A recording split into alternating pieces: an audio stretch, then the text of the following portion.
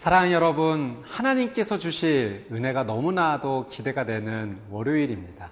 오늘 더 특별히 말씀을 통해서 하나님께서 은혜를 주실 줄 믿습니다. 오늘 여러분과 함께 나눌 말씀의 제목은 특별한 관계를 위해 특별히 구별된 시간입니다.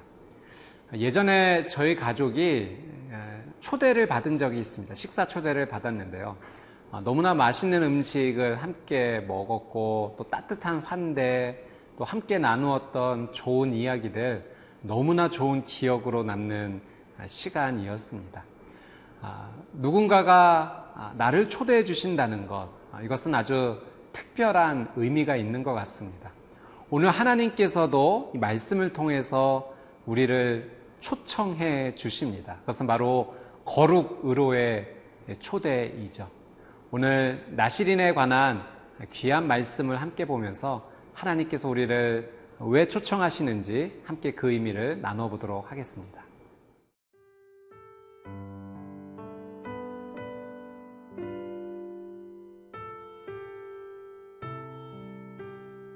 민수기 6장 1절에서 12절 말씀입니다. 여호와께서 모세에게 말씀하여 이르시되 이스라엘 자손에게 전하여 그들에게 이르라. 남자나 여자가 특별한 서원, 곧 나실인의 서원을 하고 자기 몸을 구별하여 여호와께 드리려고 하면 포도주와 독주를 멀리하며 포도주로 된 초나 독주로 된 초를 마시지 말며 포도즙도 마시지 말며 생포도나 건포도도 먹지 말지니 자기 몸을 구별하는 모든 날 동안에는 포도나무 솟아는 씨나 껍질이라도 먹지 말지며 그 서원을 하고 구별하는 모든 날 동안은 삭도를 절대로 그의 머리에 대지 말 것이라. 자기 몸을 구별하여 여호와께 드리는 날이 차기까지 그는 거룩한즉 그의 머리털을 길게 자라게 할 것이며 자기의 몸을 구별하여 여호와께 드리는 모든 날 동안은 시체를 가까이 하지 말 것이요 그의 부모 형제 자매가 죽은 때에라도 그로 말미암아 몸을 더럽히지 말 것이니 이는 자기의 몸을 구별하여 하나님께 드리는 표가 그의 머리에 있음이라. 자기의 몸을 구별하는 모든 날 동안 그는 여호와께 거룩한 자니라. 누가 갑자기 그의 곁에서 죽어서 스스로 구별한 자의 머리를 더럽히면 그의 몸을 정결하게 하는 날에 머리를 밀 것이니 곧 7째 날에 밀 것이며 8째 날에 산비둘기 2마리나 집비둘기 새끼 2마리를 가지고 회막문에 와서 제사장에게 줄 것이요 제사장은 그 하나를 속죄 제물로 하나를 번제물로 드려서 그의 시체로 말미암아 얻은 죄를 속하고 또 그는 그날에 그의 머리를 성결하게 할 것이며 자기 몸을 구별하여 여호와께 드릴 날을 새로 정하고 1년 된 순양을 가져다가 속건 제물로 드릴지니라. 자기의 몸을 구별한 때에 그의 몸을 더럽혔은즉 지나간 기간은 무효니라. 2절 말씀 함께 읽겠습니다. 이스라엘 자손에게 전하여 그들에게 이르라. 남자나 여자가 특별한 서원 곧 나실인의 서원을 하고 자기 몸을 구별하여 여호와께 드리려고 하면, 나실인의 서원에 관한 말씀입니다. 나실인이라는 말의 의미는 하나님께 드려진 자, 구별된 자라는 의미이죠. 그러니까 하나님을 위해서 섬기고 싶어서 이 세상으로부터 자기를 구별시킨 사람, 바로 나실인입니다. 하나님께서 이 나실인에 관한 법, 규례를 주신 이유는 이 당시에 이제 성막과 또 제사를 섬기는 것은 레위 지파가 담당하게 되었습니다. 그러나 레위 지파가 아니지만 특별히 나도 하나님을 위해 섬기는 일을 하고 싶다. 그 사람을 위해서 하나님께서 이 나시린의 규례를 주셨던 것입니다. 그 이스라엘 공동체 내에 그 거룩함을 높이시기 위한 하나님의 특별한 방침이었던 것이죠. 여러분, 하나님은 거룩하십니다. 하나님께서 거룩하시다라는 이 거룩의 의미는 구별되었다. 무엇으로부터? 죄로부터 단절되고 구별되었다라는 의미죠. 조금 더 이 거룩의 적극적인 의미는 죄를 끊어버리다라는 의미도 있습니다. 하나님께서 레위기 19장에서 말씀하셨어요. 내가 거룩하니 너희도 거룩하라. 거룩하신 하나님께서 우리에게 그 거룩의 초청을 하고 계신 것입니다. 하나님은 우리가 거룩하게 살기를 원하세요. 죄와 멀리하며 하나님 아버지를 닮은 그 귀한 삶을 살기를 원하십니다. 2절 말씀해 보니까 남자만 나시린으로 헌신할 수 있었던 것이 아니라 여자도 할 수 있다라는 표현이 나옵니다. 그러니까 하나님께서는 조건을 두시지 않으신 거예요. 차별하지 않으신 것입니다. 여러분, 우리의 상황과 조건 때문에 하나님 앞에 나가지 못하는 것 핑계를 대어서는 안 될 것입니다. 우리의 삶에 있는 모습 그대로 하나님 앞에 내 삶을 드리고 싶습니다. 주님, 나를 붙잡아 주십시오 라고 기도하며 나간다면 하나님께서 오늘 우리의 삶을 들어 사용해 주실 줄 믿습니다.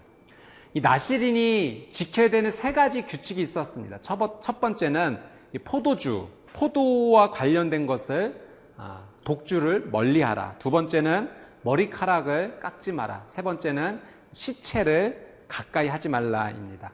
이 3가지 규칙을 종합해 보면 한 가지 의미죠. 정결하라는 겁니다. 거룩을 지키기 위해서 노력하라라는 의미입니다. 여러분 3절 말씀 한번 같이 읽어보도록 하겠습니다.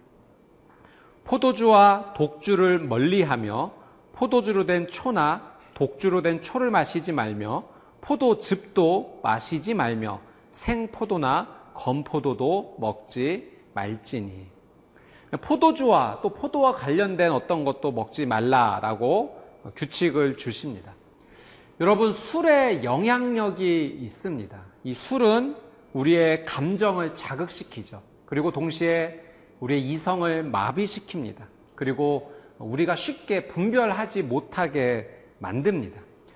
그래서 이성으로 늘 절제하고 자제했던 우리의 것을 이 술이 서슴지 않고 죄를 짓도록 풀어버리게 하는 것입니다. 약간의 술은 건강을 돕는다는 이야기도 있지만 여러분, 성도는 하나님 앞에 거룩하게 구별된 자들이죠. 이 술을 멀리하는 것이 현명합니다. 술은 우리를 절제하지 못하게 하고 죄를 짓게 만들기 때문에 그렇습니다. 여러분, 이 술을 절제함으로 우리가 누릴 수 있는 내적인 더 큰 기쁨이 있다는 사실을 꼭 기억하십시오. 여러분, 마치 이것과 같습니다. 우리가 힘들게 운동할 때는 이 운동하는 것이 너무나 힘들지만 운동의 결과로 찾아오는 건강의 열매는 이루 말할 수 없는 놀라운 기쁨인 것입니다. 여러분, 육체의 쾌락을 쫓지 마십시오. 그것은 우리에게 거짓 기쁨을 줄 뿐입니다. 그리고 그 거짓 기쁨 뒤에 더 큰 공허함만이 찾아오게 됩니다. 이 쾌락, 육체를 기쁨을 쫓는 것을 절제하며 영적인 기쁨으로 나아가는 저와 여러분의 삶이 되시기를 주님의 이름으로 축복합니다.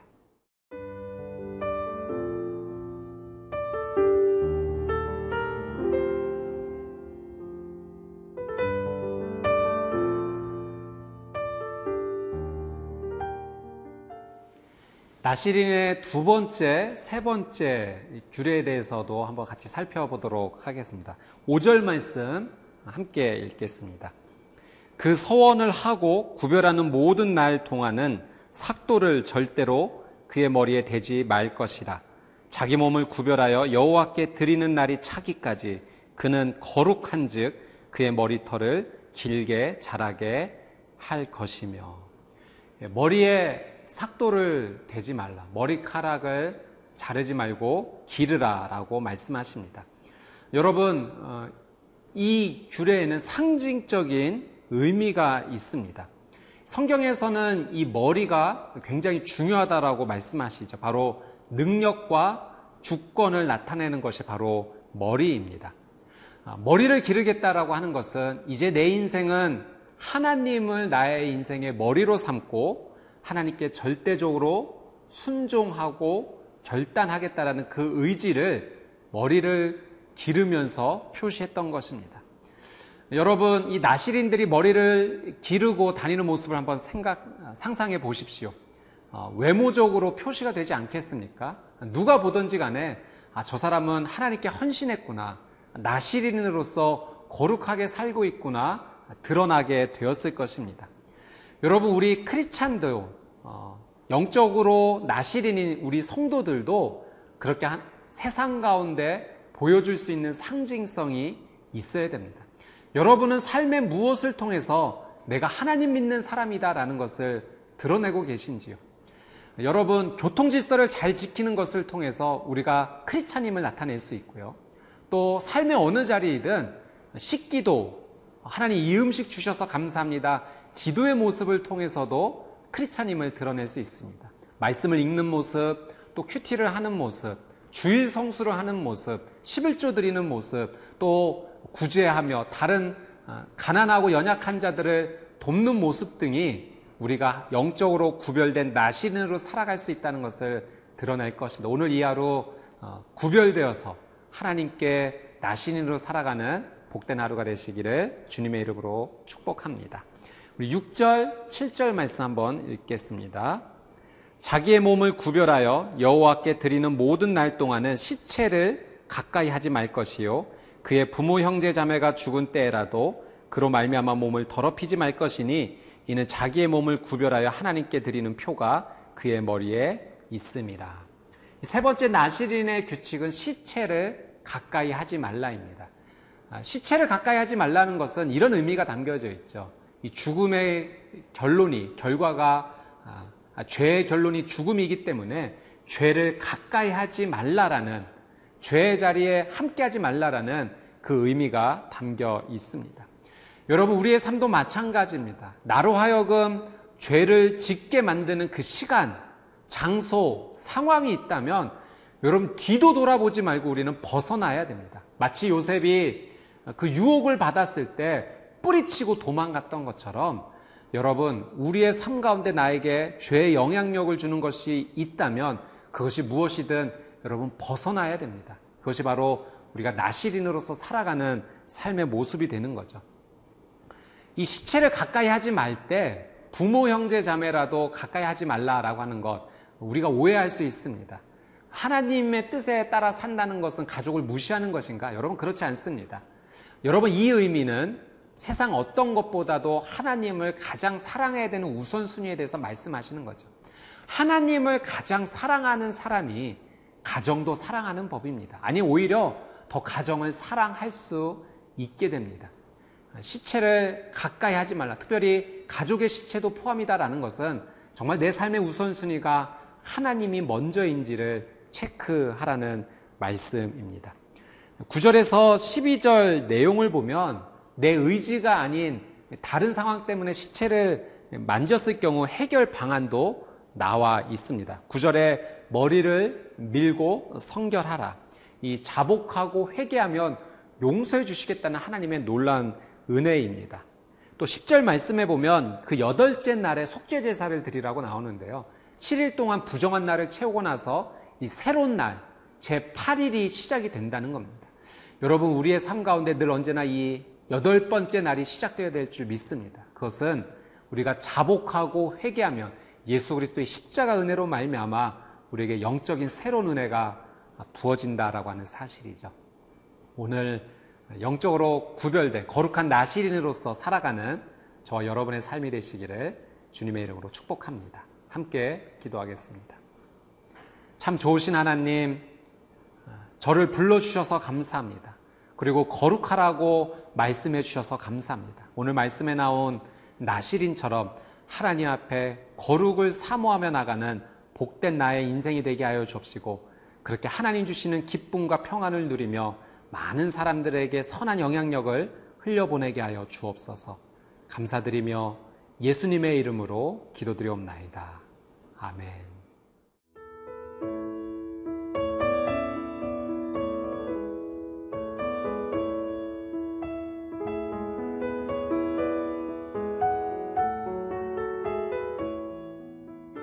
이 프로그램은 시청자 여러분의 소중한 후원으로 제작됩니다.